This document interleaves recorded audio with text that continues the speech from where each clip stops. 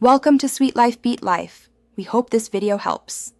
You start by preparing a clean SVG and a clear goal, one part to move, one to scale. Open your vector editor and isolate layers so each animated element is its own group. This reduces errors later. Once done, name layers logically, button, icon, highlight, because the animation tool reads those names.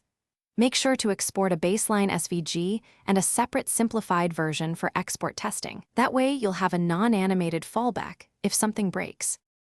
You now convert static groups into motion.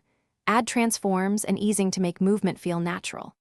In your animation tool, set primary keyframes for start and end, then add subtle in between adjustments, micro overshoot, or a tiny delay to sell the motion.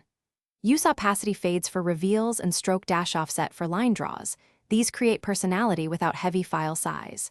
Once configured, loop and scrub the timeline. If timing feels off, nudge keyframes, not duration, so the rhythm stays consistent.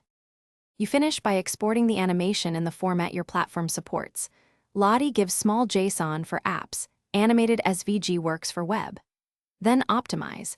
Combine paths where possible, minify ID, and compress assets to avoid frame drops. Once exported, test on real devices and varied resolutions to confirm smooth playback. If animation stutters or disappears, check console for missing assets, reduce simultaneous animations, and simplify vectors. One key troubleshooting tip is to lower simultaneous animated elements to preserve performance. Thanks for watching. Consider subscribing if we helped you.